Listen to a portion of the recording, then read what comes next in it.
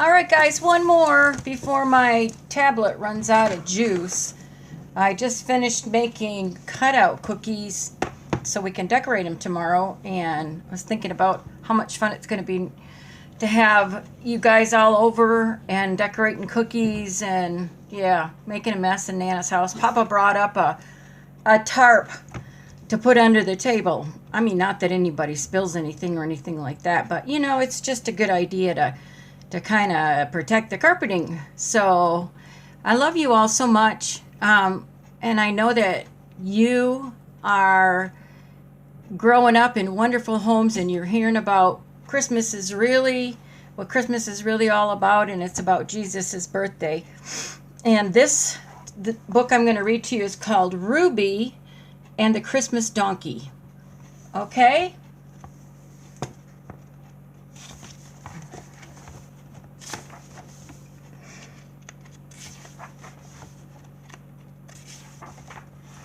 Ruby and Scarlet were two donkeys who spent their summers giving rides to children on the beach. They had been doing this for many years, especially Ruby, who was the older of the two donkeys.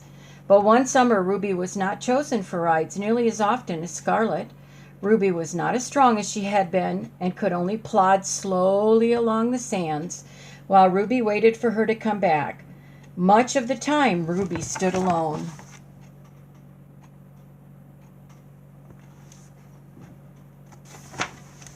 Both the donkeys looked forward to the end of summer. They knew they would spend a peaceful autumn in a field. Old Ruby was particularly pleased at the good rest. Sometimes the children who lived nearby came to see Ruby and Scarlet. They brought the donkeys crusts of bread and carrots to eat. Ruby moved more and more slowly. Sounds like Nana and Papa. People get older and they move more and more slowly. Winter came, and the little creatures who lived nearby grew warm coats or got ready to sleep through the cold months. But Ruby was too old to grow a warm coat. "Why not run around as I do?" said Scarlet, but Ruby couldn't.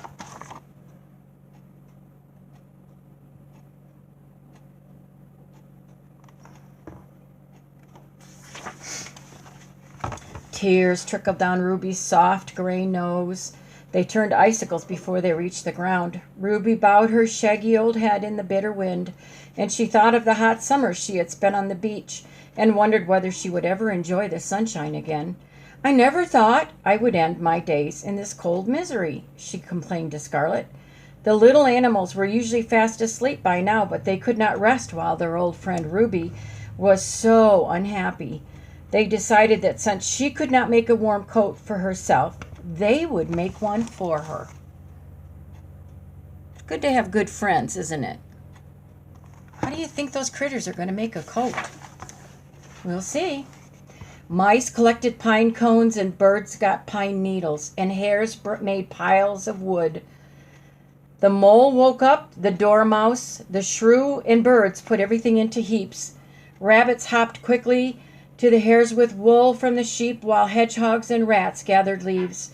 Squirrels brought acorn and grasses, and the weasel gave directions.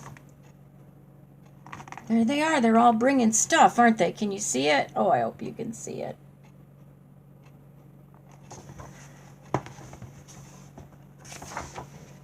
Soon it was time to make the coat. Hedgehogs, mice, rats, and squirrels wove the grasses onto a branch. The birds used their beak to add the feathers and wool and leaves, and at last the coat was finished. There it is. It's starting out. See, and then they're working on it.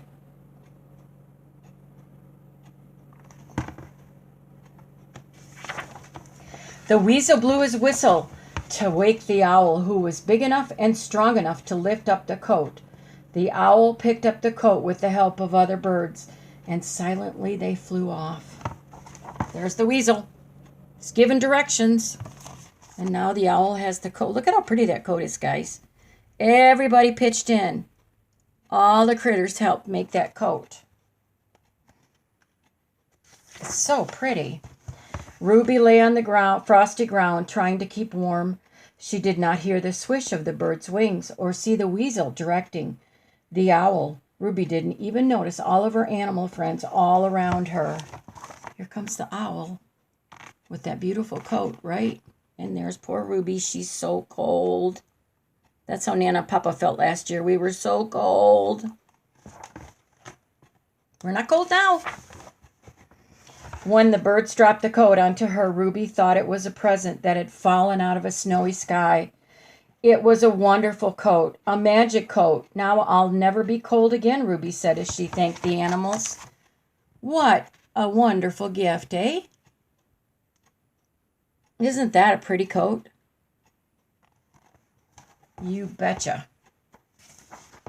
The next day, the children came down to the field with carrots and crusts of bread for the donkeys.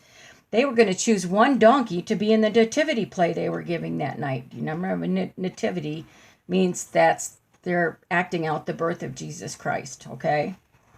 So they wondered, would it be Scarlet or would it be Ruby? But last year, Scarlet had been chosen.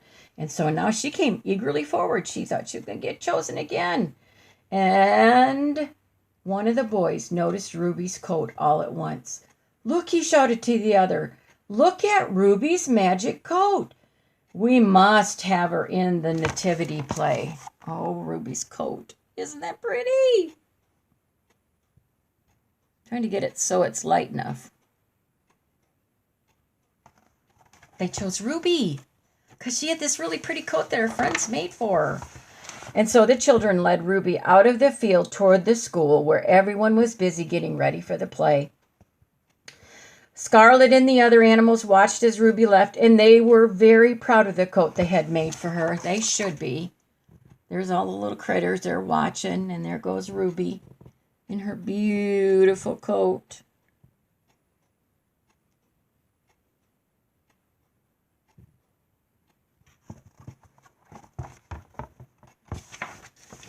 That night, as the snow fell softly, all the animals went up to the school. They gathered around the lighted window to watch the play. Even the mole managed to stay awake, and the weasel made sure that everyone was quiet. They saw all the children dressed in their costumes, but Ruby did not have to dress up. She was perfect as she was in her magic coat, with the peacock feathers that glowed like jewels. Best of all, Ruby would never be cold again. She had her coat of wool and feathers and grasses and leaves. See, they're peeking through the window. Yep. And that's the end. That was a pretty good story. I really enjoyed that. I hope you did too.